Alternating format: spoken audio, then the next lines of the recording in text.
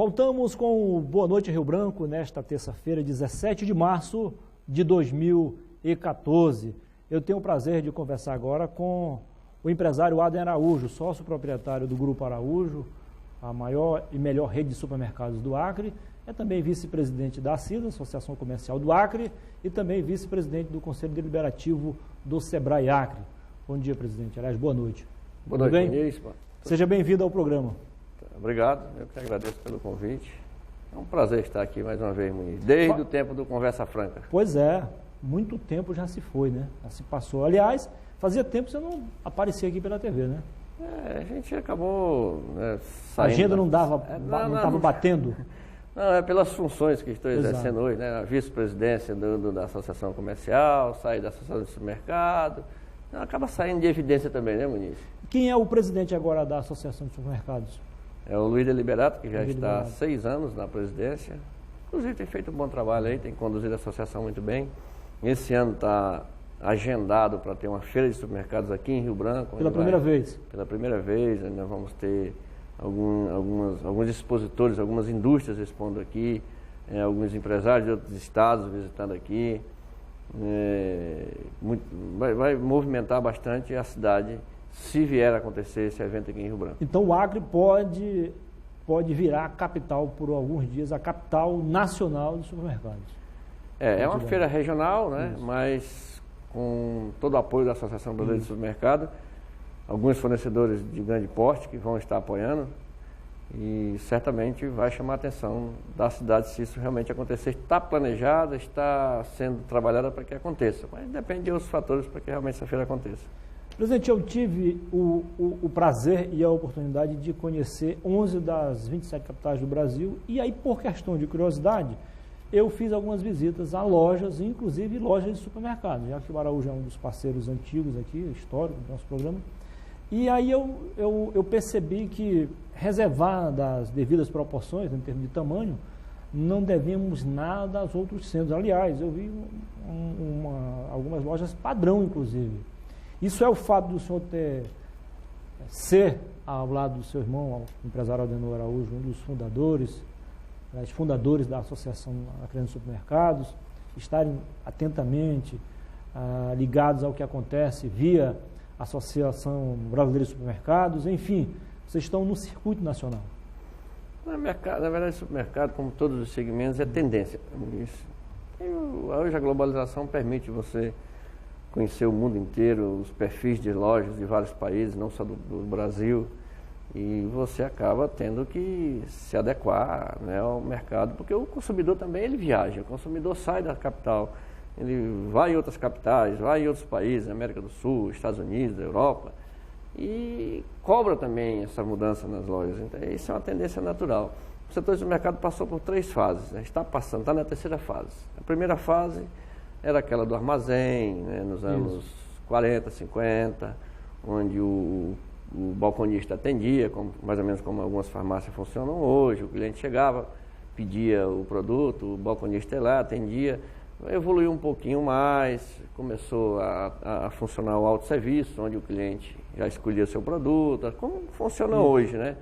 Mas com um mix de produtos, ou seja, uma variedade de produtos bem reduzida.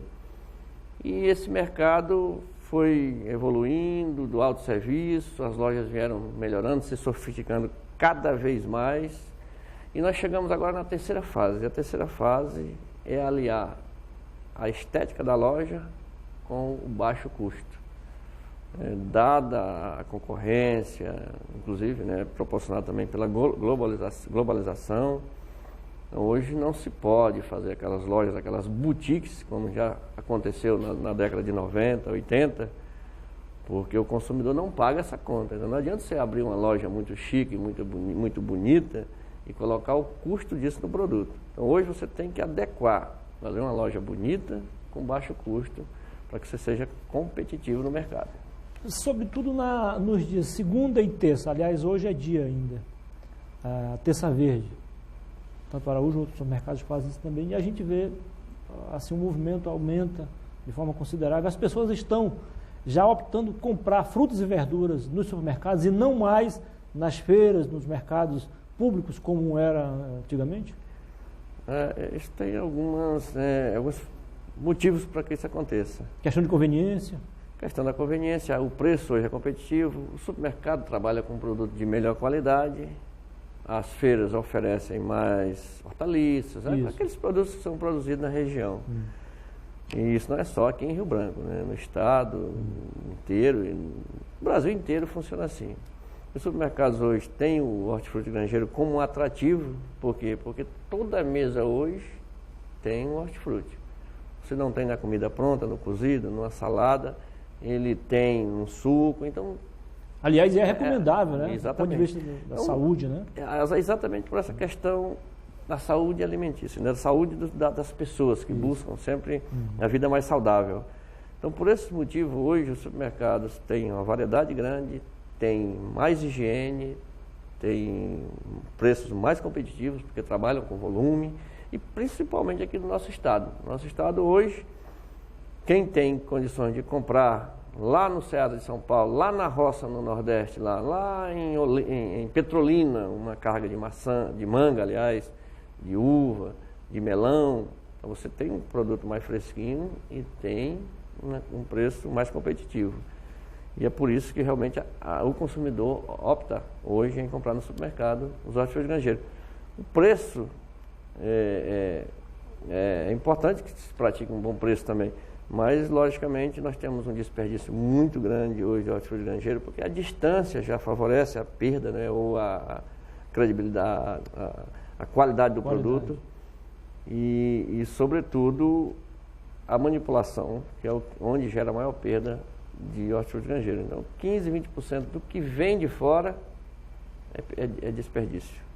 Presidente, os empresários de um modo geral, o senhor pode falar em nome dos empresários, porque também o senhor representa eles, tanto no SEBRAE quanto na CISA. Aliás, o senhor foi por muito tempo presidente também da CISA. Durante 4 anos. Exatamente. Aquele prejuízo incalculável. Eu digo isso porque são órgãos oficiais que afirmam isso. Antes de ser superados, de fato, os prejuízos, tivemos um outro prejuízo agora com a enchente do Rio Acre, a maior alagação da nossa história. Como é que fica esse momento agora? Usando o termo do caçador, né? O animal já estava baleado e veio outro tiro fatal. Tiro de misericórdia. De misericórdia. Nós realmente tivemos um grande problema no ano passado, no mês de março, né? Durante a cheia do Madeira. Aliás, a sua empresa foi atingida diretamente agora, né? Agora também, mas... Tiveram que fechar alguma loja por alguns dias? Mas em menor proporção. Isso, em relação ao que aconteceu ano passado, não chega nem... É insignificante. Exato. No ano passado, realmente, foi bastante prejudicial para a saúde financeira das empresas. Aquela interrupção, né, da estrada lá em decorrência da cheia do Madeira. As empresas estavam tentando agora recuperar, estavam tomando fôlego, e principalmente aqueles comerciantes que estavam, né, em locais onde foram afetados pela cheia aqui do Rio Acre, e a situação realmente atrapalhou muito o comércio, principalmente os pequenos comércios daquelas regiões ali onde foram afetadas. Agora, algumas lojas, como no nosso caso, né, que temos mais de uma, e fomos afetados, o cliente migrou, continuou comprando, porque é alimento. Agora outros segmentos, como agropecuária, vendas de produtos agrícolas, não só tem lojas de confecções que foram afetadas, lojas de calçados, né, uma série de segmentos. Esses comerciantes que só tem uma loja, só tem o seu negócio, a fonte da alimentação vem dali, esses realmente estão com a situação mais complicada ainda. Mas o governo tem tido uma preocupação muito grande com isso, inclusive saiu agora um anúncio de uma linha de crédito, umas 2 semanas atrás, não tão atrativa, mas já ajuda o comércio em geral, gira em torno de 1% ao mês a taxa de juros, 1 ponto alguma coisinha. Esse é um paliativo, porque o senador Jorge Viana tem feito um trabalho junto ao BNDES agora, de mobilização lá para que possa arrumar uma linha de crédito, conseguir uma linha de crédito mais barata ainda. E isso certamente vai ser resolvido agora até o final de março ainda. E é o que pode ajudar o comércio do Estado, realmente, é a ajuda dos bancos, porque o comércio foi grandemente afetado por essa catástrofe que podemos chamar na cheia do Rio Acre. Presidente, A presidente Dilma quer que os juros baixem, os juros sobem. Ela quer que o PIB suba, o PIB desce. Além disso, nós temos uma carga tributária talvez a maior do mundo, a mais pesada do mundo, encargos sociais cada vez mais pesados. Como é que fica a situação dos que insistem em empreender, insistem em ser empresários nesse país? Tudo, na verdade, é uma consequência do que aconteceu nos primeiros 4 anos de governo da presidente Dilma, né? Não investiu muito pouco em infraestrutura, perdeu um pouco o controle da inflação.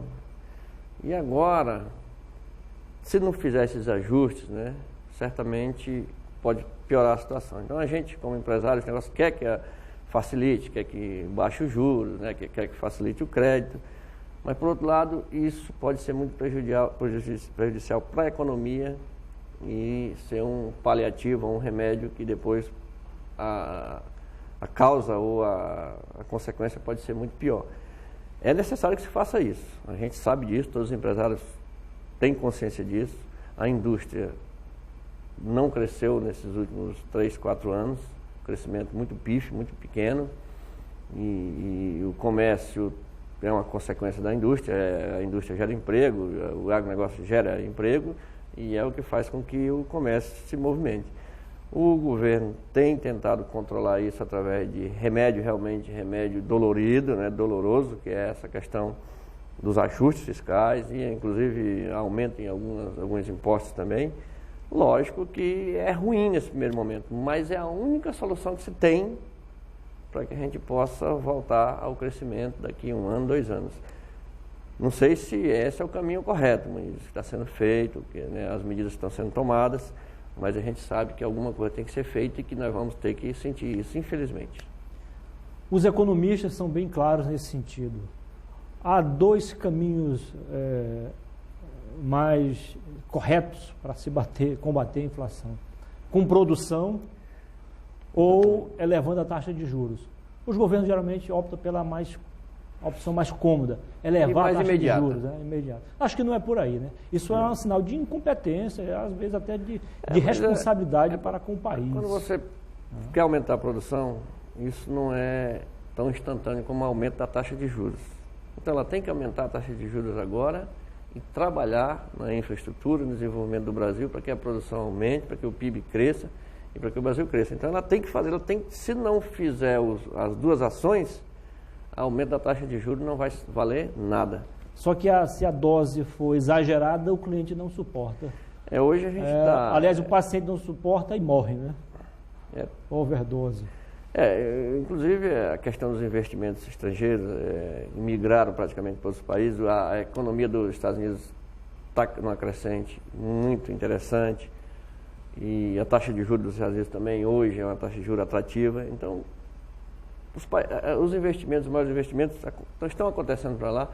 E por isso que o dólar tem crescido, tem aumentado tanto. O dólar migrou. O dólar que está entrando no país hoje, ele não está sendo suficiente para o que o Brasil necessita. Por isso nós estamos com essa taxa elevada. Lógico que isso é bom também em alguns fatores. Os exportadores. Hoje o agronegócio, que já é um bom negócio, que já é quem salva o Brasil na balança comercial, tornou o seu produto mais barato no exterior, e toda a carne que está sendo produzida, todo suíno, todo frango, soja, milho, tudo tem mercado garantido no exterior. Essa é uma das vantagens com o aumento do dólar. E também o produto industrializado acaba ganhando mais espaço no mercado internacional com o câmbio, né, na forma que está.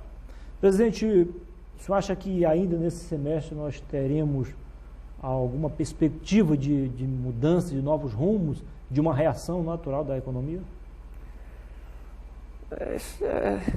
Isso exige um pouquinho de tempo, Muniz. Eu acho que nós aqui no Acre dependemos basicamente da folha salarial do Estado, e é por isso que nós não sentimos tanto como outros estados sentem. A gente sempre fala isso, né? O Estado do Acre é um estado pequeno. Há uma certa instabilidade.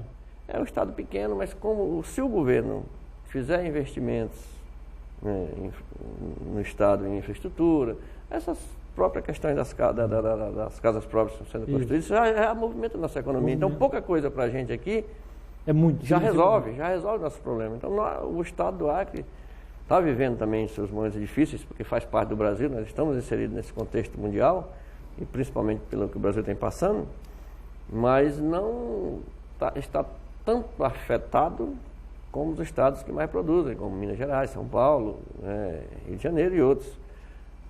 Mas eu acredito que agora, passando a época das águas, certamente vão voltar os investimentos, a construção civil vai começar a trabalhar novamente, nós temos o frigorífico do peixe que vai inaugurar aí, que vai movimentar também a economia do estado. Eu acho que nós não vamos ter grandes problemas. É lógico que os pequenos, médios empresários têm reclamado muito, que suas vendas caíram, que seus negócios não estão bem, mas é questão de tempo para que a gente volte a ver a coisa girando de novo, comece melhorando.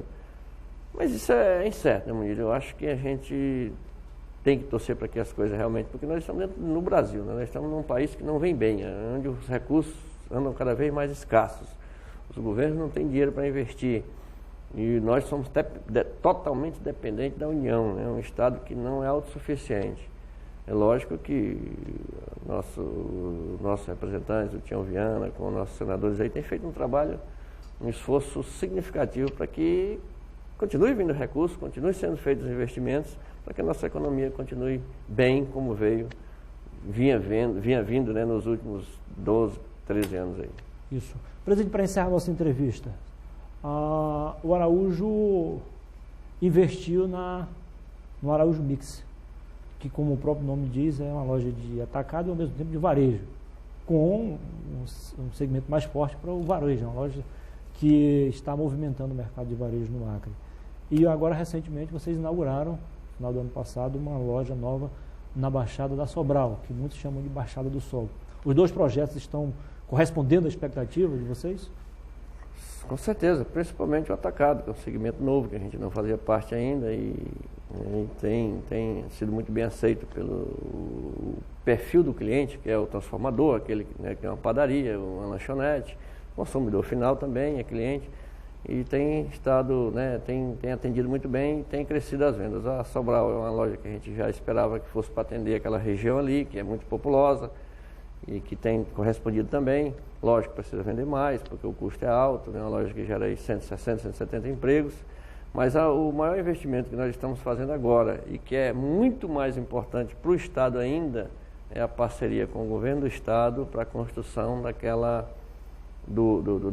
do empreendimento que vai abrigar a Contax, que é a grande empresa de call center que estará se instalando aqui até o final de abril, gerando mais de 2.500 empregos direto já quando começar a funcionar. Então a gente se sente feliz por estar inserido nesse contexto, na ajuda da construção desse empreendimento, para que essa empresa possa se instalar e gerar emprego. Eu acho que uma das coisas que mais está nos deixando motivados nesse momento é a construção desse empreendimento. Os investimentos que vocês fizeram em Rondônia não prejudicaram os projetos de investimentos aqui, de crescimento aqui no Acre? Na verdade, em Rondônia, nós temos somente uma loja lá e já, dependendo das circunstâncias, deveremos ter a segunda muito em breve. É um mercado também que está crescendo, está em expansão, uma região que a gente sabe que é muito mais rica do que o estado de Rondônia, é muito mais rico do que o Acre, Roraima, Amapá. Um estado maior, um estado que produz 15 milhões de cabeças de boi, produz soja, muito forte na pecuária leiteira, tem indústria de cimento. Então é um estado realmente que tem um grande... hoje a renda per capita é muito boa lá de Rondônia, não só de Porto Velho, do interior inteiro. O interior talvez seja até mais forte que a capital. Tem municípios lá que é muito mais forte. Né? Ouro Preto, por exemplo, o maior produtor de leite de Rondônia, é um município pequeno, e com a renda per capita espetacular, com uma qualidade de vida muito boa. Então, Rondônia hoje tem um potencial muito grande e eu acho que os investimentos, eu hoje li uma matéria, inclusive, que algumas construtoras do Acre estão indo para Rondônia, tem que fazer isso mesmo. Você tem que abrir mercados, tem que buscar outros mercados, não é proibido e eu acho que isso é bom para o Estado. Você vai lá, produz lá também, você fortalece a empresa e cresce junto com o Estado, ajuda o teu Estado. Então a gente tem muita esperança e confiança também que Rondônia possa ser um bom mercado para o nosso segmento. Muito obrigado pela entrevista, presidente. Foi um prazer tê-lo conosco. Eu que agradeço, Muniz. Um abraço aí. Conte com a nossa presença quando precisar. Foi um prazer. Uma boa noite. Boa noite. Depois do intervalo, eu volto para conversar com o Jamil Asfuri, ex-deputado e secretário estadual de Habitação. Vamos falar sobre os programas aí e também com relação à questão social. Como é que fica a política de habitação popular do governo do Estado? São apenas 2 minutos. Continue com a TV Rio Branco, continue com o SBT. Nós temos o melhor para você. Até já.